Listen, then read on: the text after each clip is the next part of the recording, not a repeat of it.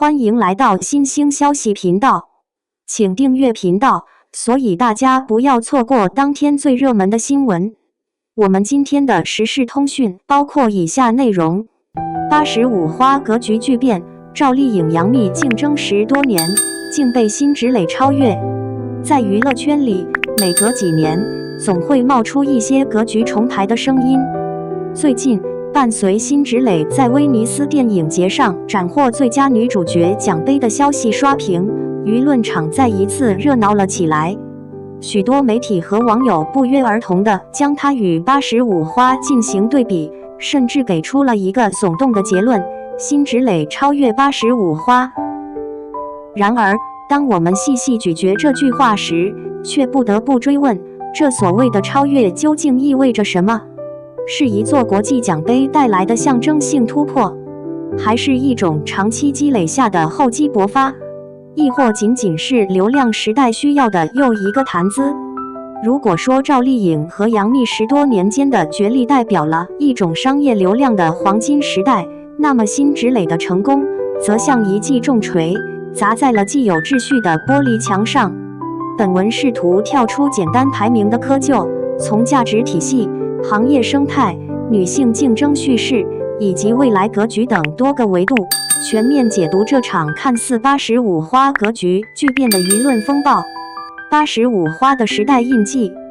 所谓85花，是指1985年前后出生的一批女演员，赵丽颖、杨幂、刘诗诗、唐嫣、佟丽娅等人，几乎是整个中国电视剧黄金年代的见证者与缔造者。赵丽颖从配角一路逆袭到收视女王、花千骨、知否知否、谁是凶手等作品，使她不仅牢牢掌握了古装赛道的话语权，更逐渐拓展到现实题材，完成了观众层面的全龄覆盖。杨幂，流量与话题的代名词宫，三生三世十里桃花，让她成为90后观众心中的绝对女主角。她的影响力不仅停留在作品层面，更体现在时尚、资本、影视公司运作等多维度。刘诗诗以清冷温婉的气质著称，步步惊心，至今是古装剧的经典。虽然作品产量不高，但她的气质和观众缘极具辨识度。唐嫣凭借《仙剑奇侠传3》和《以声消没》等剧大火，甜美形象深入人心。这些女演员在10多年间不仅占据了荧屏黄金档，还成为资本竞逐的对象。她们之间的对比与排名从未停止过，无论是收视率、代言数量，还是影视投资回报率，几乎每一年都有新的排行榜单出现。可以说，85花的存在本身就是流量时代的产物。他们的竞争塑造了观众对明星价值的最初认知，也让粉丝文化从幕后走到台前。辛芷蕾的逆袭，一条与众不同的道路。与85花相比，辛芷蕾的成名路径几乎是反叛式的。她没有一部全民热剧作为代表作，也没有流量粉丝团的疯狂护航，更不是资本手里的钉子户。她的起点并不低，早年就进入中戏学习，但真正走进公众视野却用了10余年的时间。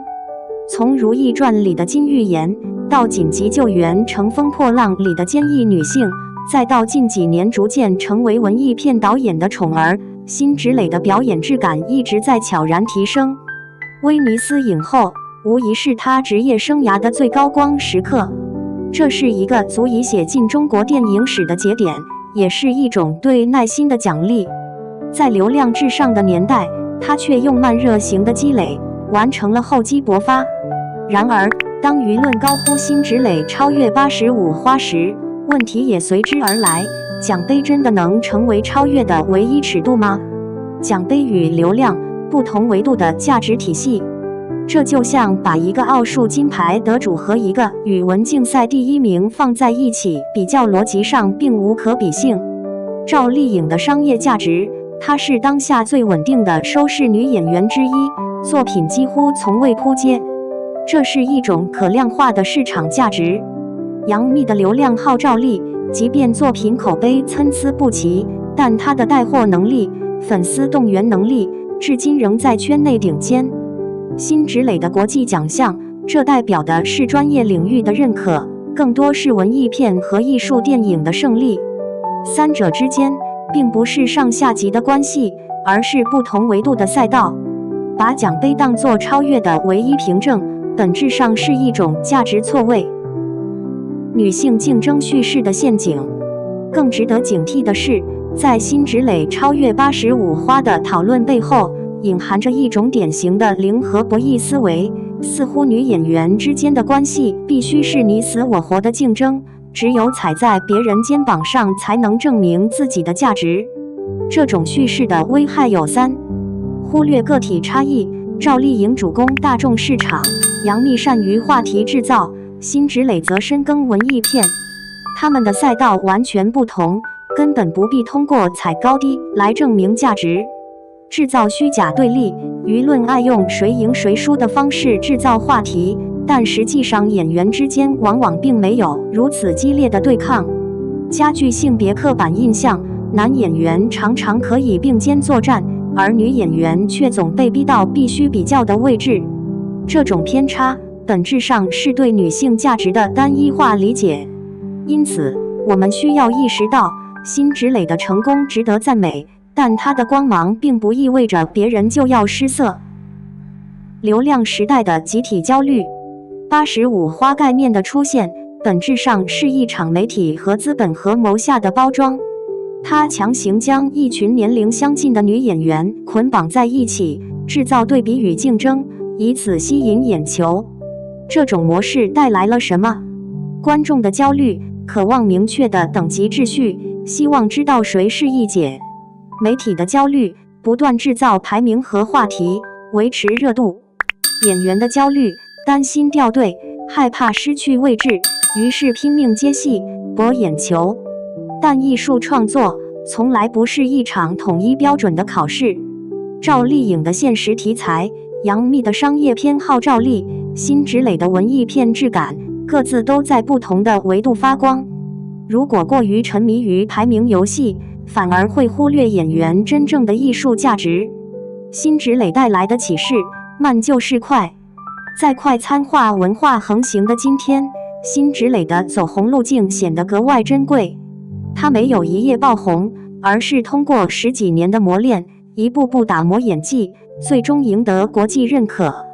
这种慢热型成功，给行业带来至少3点启示：厚积薄发的重要性，即便没有短期爆款，坚持下去也能等来属于自己的舞台；多元化成功的可能性，不必依赖流量和话题，文艺片依然是演员立身的根基；逆流而上的价值，当所有人都在追求快时，慢下来反而更容易凸显。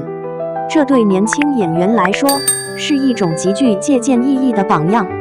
未来格局，百花齐放，而非零和博弈。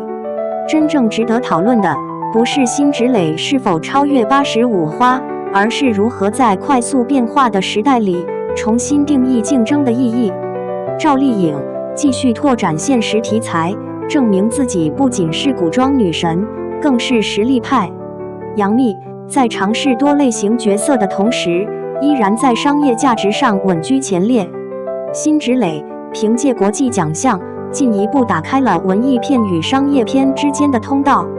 未来的格局应该是各美其美，美美与共，不是互相踩踏，而是相互激励；不是排名游戏，而是多元共荣。结语：真正的格局是百花齐放。在流量与奖项的夹缝中，我们往往容易陷入单一的评判体系。其实，娱乐圈的繁荣从来不是一个人的胜利，而是一群人的共同创造。辛芷蕾的威尼斯影后确实是中国电影的荣耀，但这并不意味着赵丽颖、杨幂就要黯淡无光。他们在各自的道路上依然勇敢探索，依然拥有不可替代的价值。真正的格局不是零和博弈的战场，而是百花齐放的花园。与其纠结于谁超越谁，不如期待他们在未来的作品中继续给我们带来惊喜与感动。